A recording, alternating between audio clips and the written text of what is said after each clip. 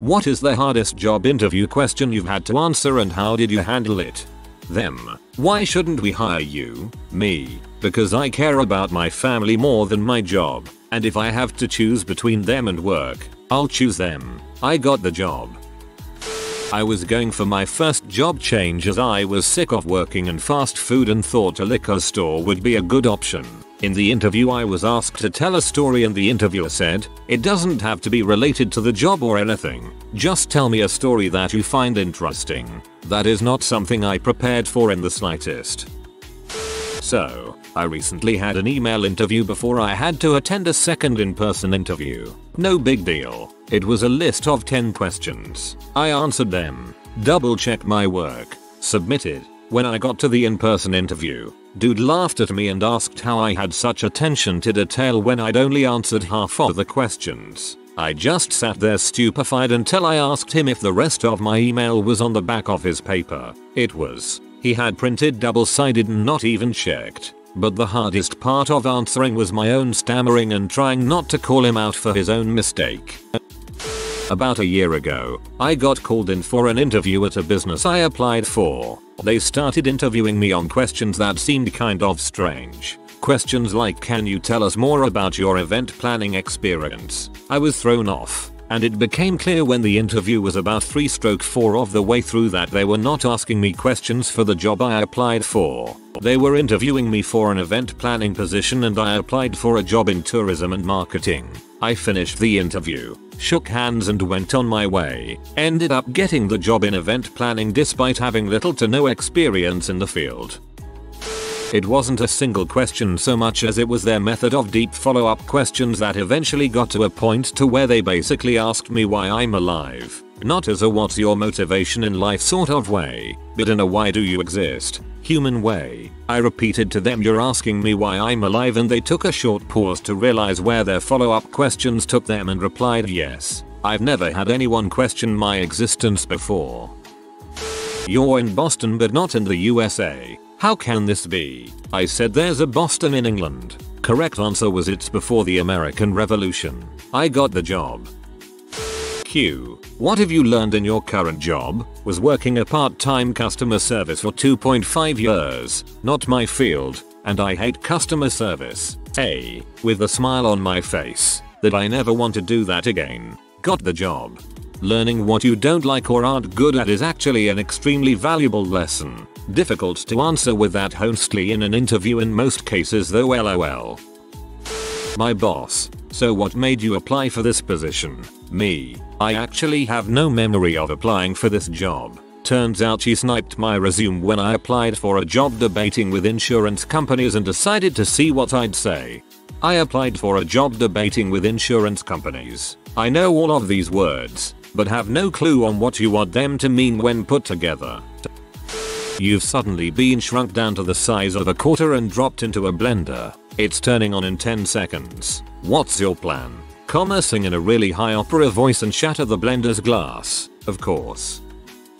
The only thing we see being an issue for you is the commute of just over an hour. How do you feel about it? We lost the previous person in your role because of a similar commute length. I had never commuted more than half an hour before, so I genuinely didn't know. I said I didn't think it would be an issue but genuinely couldn't say yes or no. I asked a salary at the middle of what they were advertising based on experience. They offered me £4k more, the full amount advertised. My agency said he got the impression they wanted to give me an incentive to take the role and cover the commute drive cost. I ended up moving to within half an hour a month in.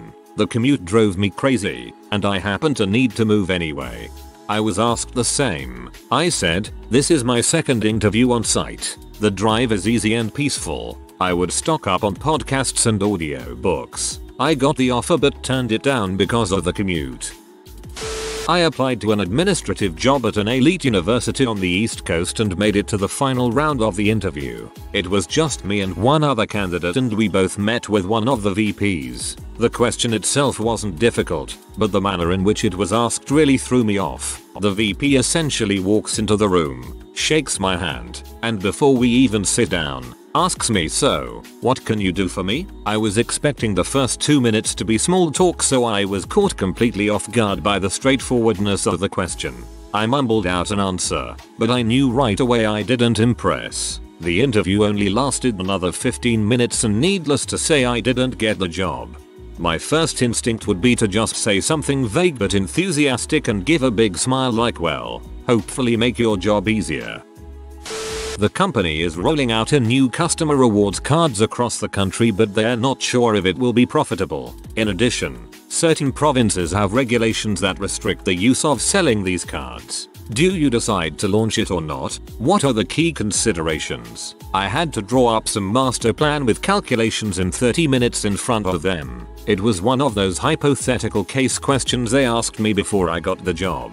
I would like someone to correlate the type of interview question asked versus the salary band of the role. Most of these trick questions are for entry level. Executive level conversations happen over lunch and are more personality fit based.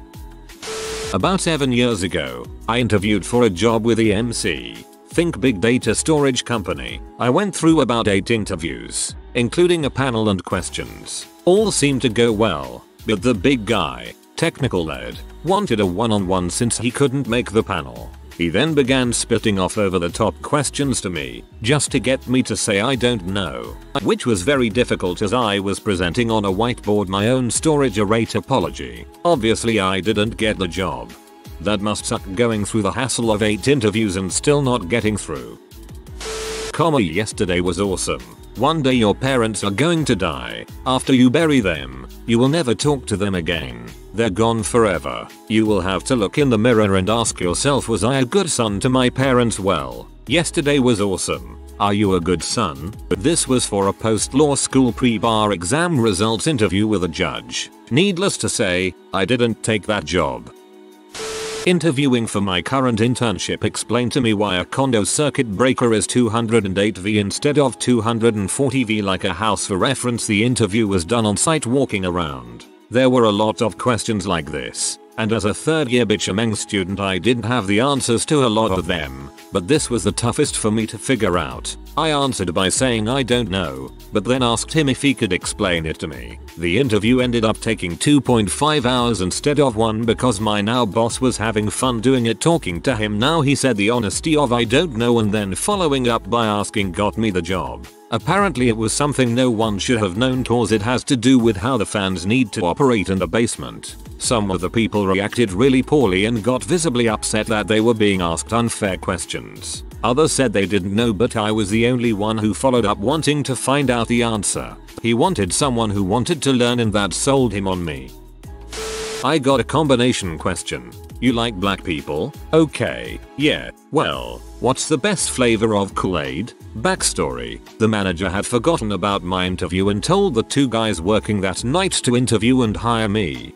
The correct answer is grape, but I think Purplosaurus rex is the best. It's a combination of grape and lemonade.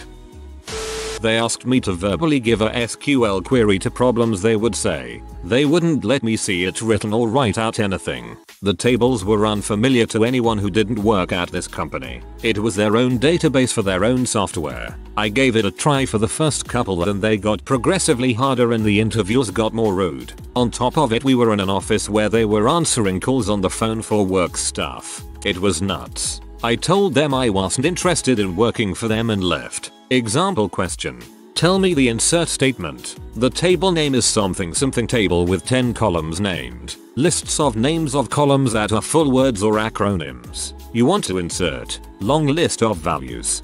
Wow, that's really crappy. It was a lunch interview and at the end, the manager asked, who was our server today? I had zero idea because I was more focused on hearing the specials than her name. Must have made me look like a snob though because I didn't get the job. I applied for a security job and was asked, what do you think makes you qualified for this job? I replied, I've been stealing crap for years and have yet to get caught. I know all the tricks. Got the job and made a great friend. Well, that's risky. It wasn't so much a question as it was a situation. I attended a round of interviews right before graduating college. The company flew me and 2 of my classmates out. Small field, and my school is well known for it. They put us each in different rooms and we interviewed with several departmental heads from the company. The interviews were pretty standard. I could tell they were trying to see who would fit best into their company culture, as well as perform the job well. We were all qualified, so it came down to personality. Everything was standard until the third manager that interviewed me. He came in, shook my hand, and sat down. Average height, maybe 220 pounds. He had thick, black, oily, curly hair, cropped neatly on top of his head. He had an odd posture, kind of holding his head back, the way anyone would do when trying to give themselves a second chin, pushing his jaw down into his neck a bit. I remember every detail about this guy because of the interview. He began talking to me a bit, but then it happened. PLBBBBBBBBLT. In the middle of his sentence he straight up just made a fart noise by sticking his tongue out of his mouth, closing his lips and blowing. It was quick, but it caught me completely off guard. He went right back into what he was saying. He only did it once before finishing what he was saying, and I started to answer. However, as soon as he stopped talking and started listening, I began to get assaulted by loud, longer, face like a pufferfish, fart noises. It was clear he was trying to suppress it, but that it was very hard. Crap. This guy has Tourette's. Either he has Tourette's or he is freaking with me on a major level. Whenever he spoke it was less often, less intense. But whenever I was talking I could tell he was trying to listen intently, but he couldn't contain himself nearly as well. The interview went on, and eventually finished. I was stone-faced, made it through 2 more rounds and they took us for lunch. He continued to do it occasionally there, with the rest of his co-workers. None of them reacted, so I felt affirmed that it must be Tourette's. After a long day they took me and my classmates back to the airport. As soon as we got through security we all completely broke down. We had all come to the same conclusion, but to this day I really don't know if it was some kind of interview tactic or not. I'll never know. If you had an important deadline and your child was also very sick, which would you attend to first? Come into work and for the deadline or tend to your child? I almost did not take the job once they offered it to me because this question bothered me. If you're in the US I'm fairly sure they're not allowed to ask you about childcare. As an employer I wouldn't feel comfortable asking this question. When I was 15 and a manager at the A&W asked me about my previous work experience. I manage our healers and loot distribution in our WoW raiding guild. Would you rather focus on one thing and do it 100% well while 2 other things do poorly, or would you rather do 3 things at 70%? It was a tough question. I think my answer would be that the situational is purely contextual. There are tasks that can be completed in a less than perfect manner without causing issues, which would allow for the first situation. Similarly, there are tasks that do require a certain level of commitment, which would necessitate the second situation. What is your worst quality? I told them I wasn't a good team player and greatly prefer to work alone. I also said I knew it wasn't a good quality to have in that environment, but it was something I was actively working on fixing. I was interviewing to work at a treatment center for youth recovering from addiction and eating disorders. Question: if we asked you to do something you felt was morally wrong, would you trust that we are more skilled and understand the situation better and do it anyway? Answer: I don't think I could in good conscience do something I felt was wrong regardless of the situation. I didn't get the job. They were shut down a year later. For a software developer job with minutes, 5 years experience, I got asked out of 10 how would you rate your .NET knowledge. I answered about 6 out of 10 inches. He looked at me very puzzled and said, we've just had a guy in here straight out of university and he's rated himself 9 out of 10 inches. I replied he's not even aware of the things he doesn't know about. .NET is huge. If I was 9 out of 10 I wouldn't be here. He had a developer in the room and he looked at him like I'd just spat on his kids. He then asked, why do you want this job? I said, I don't think I do. You approached me and we agreed to go our own ways. I don't know why he was offended. I actually thought it was a good answer. In the event of a fire in the building, is your first priority to pull the alarm or call 911? Caught me off guard and said pull the alarm. Correct answer was both. Surely they both can't be first priority. I think you were right, as pulling the alarm usually signals to the emergency services anyway. I got asked to sell them a pen the interviewer pulled out of her jacket. I had watched The Wolf of Wall Street 3 times already, and after what they explained to me previously I wasn't interested in the job anymore, so pretty much reenacted the scene. Still got the job. Sell me this pen. Hands you the pen. Well sir ma'am, it appears you no longer have any pens. You can borrow this one with a small deposit and $0.05 an hour. Or it's yours to keep for $1. I'm not sure how you're going to keep notes without it.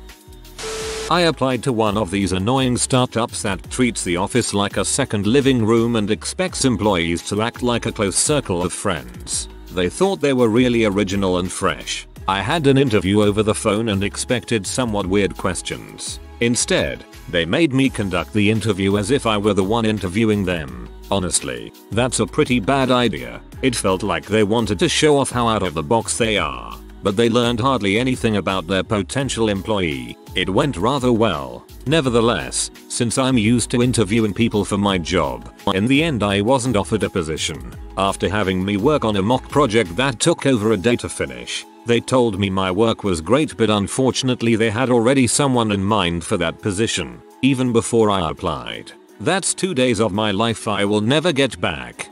That's 2 days of my life I will never get back. Better to waste 2 days and be done with it than actually working at a place like that. Had an interview at Starbucks years ago. They asked me to describe a real event where I fought conflicted with a coworker, and the exact steps I took to fix the situation. I'd never been in an applicable situation and told them so. Wrong answer. Was not optional and had to give an in-depth answer. I get that they were probably working off some corporate script, but still not sure what exactly I was supposed to say. Making up stories and making mediocre coffee don't really have much in common. Used to work for Starbucks and I remember that question. It was my first job, so I didn't even have coworkers before that, so I used some story from high school that was extremely lame, but I tried. For me, I hate what salary do you want? I think it's mostly a trap question to see if you're greedy or willing to work for peanuts. I always say based on what I've learned about Ziz Corp, I'm confident that if you extend me an offer it will be competitive based on my experience. Friend of mine got the question, what is your biggest character flaw that would make us not want to hire you? He told me, he answered, I'm so arrogant I honestly can't think of another flaw that would make you not want to hire me. What do you feel are your biggest weaknesses? Jesus, I couldn't stop talking. Just kept digging myself deeper and deeper into a hole. I guess I thought they'd appreciate my honesty. Eventually, when I'd run out of actual weaknesses, I started inventing some. Did not get the job. Eventually when I'd run out of actual weaknesses, I started inventing some. I'll take moments that keep me up at night for $15 HR. Jim. I interviewed with Marvel. The interview went incredibly well. And the last question they asked is, who is your favorite hero? And to this day I regret not saying Agent Phil Coulson and just going with Spider-Man because there was a giant Spider-Man mural on the wall next to us. Don't work there full time, but they do hire me out as a freelancer from time to time, which is really cool. Agent Phil Coulson is absolutely the right answer. Them. Looking confused, I'd resume. So, tell me why you want to be an accountant. Me. I don't want to be one. Them. Silence. Bit intrigued. Ha. Me. I applied for a consulting position.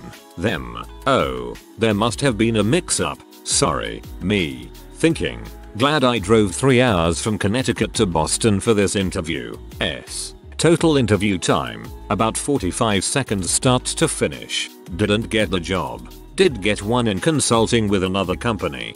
I had a similar thing happen. Someone started asking me marketing interview questions when the job was in product development. It was really awkward, but after a couple minutes we realized they'd given the interviewer the wrong information. Thankfully she shifted gears and we had a nice recovery. What the frick is Gmail.edu? That's the domain name you get when your crappy college deletes your email address and you have to change your resume over from your school email address to your personal email address and you frick it up. Got the job. Probably liked the honesty. Tell us, why do you want to work in a jail? Me. Something about sifting through inmates' poop really makes me wanna, find contraband. Idiot. Username disturbingly relevant. I was applying for a sales position at a major firearms retail store. The application asked for my hobbies. I listed hiking, kayaking, fishing, and beekeeping.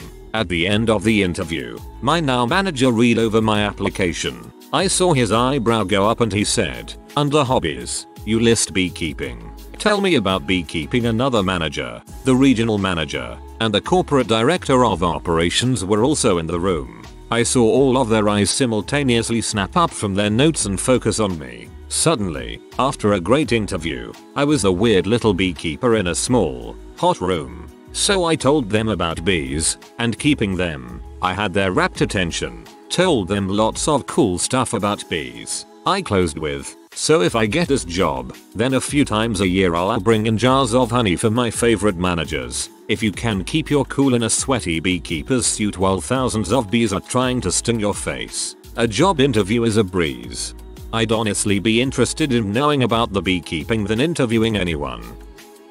A question that sort of took me by surprise at the end of the interview was something along the lines of what reasons would make you refuse the position if you got the job. I was flustered and hesitated many times and ended up saying something cringy like, "I tend to give new opportunities one chance. Either way it will be a learning experience." I got the job and been working there for 9 months now. I had progressed to the final round of interviewing, and it was the boss's task to interview the final candidates. First question was asked how many beers I could handle. It was an interview for an office job and the question had zero relevance to neither position nor industry. I really wanted the job, but it was clear that the guy had zero interest in the whole interview process. I just replied that he'd have to wait until the office Christmas party to find out. I got the job. If I asked your friends to describe you, what would they say?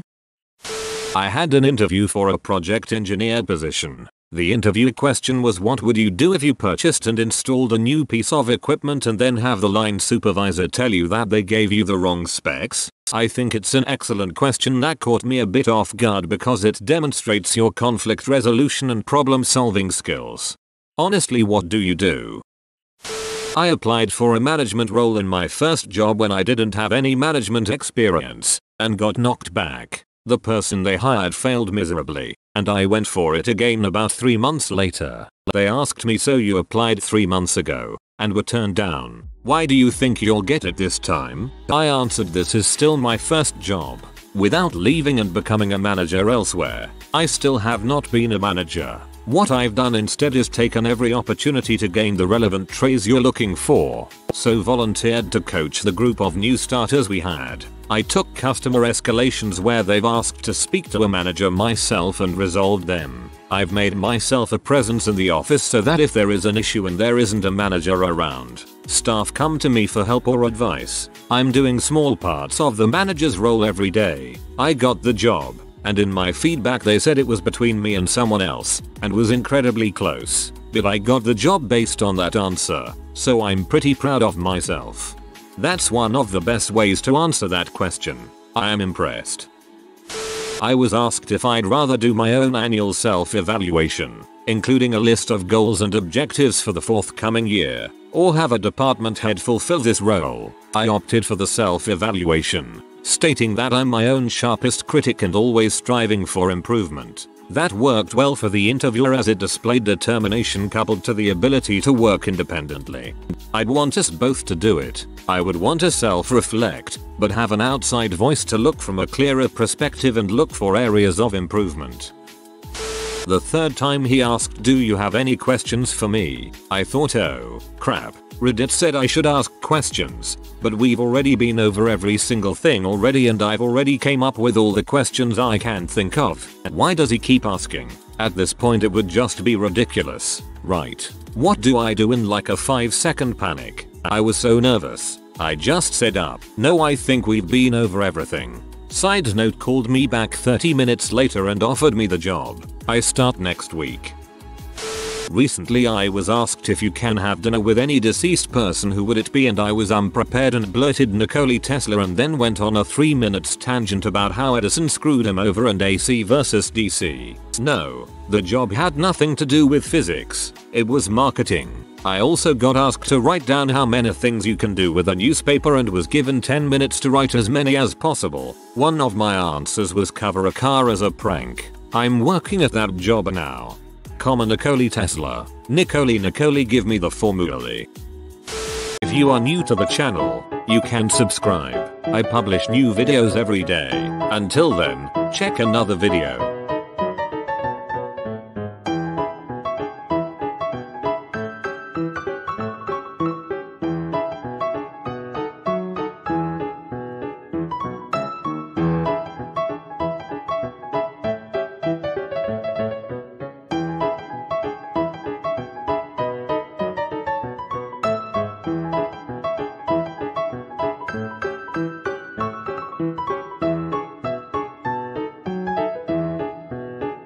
Bye for now.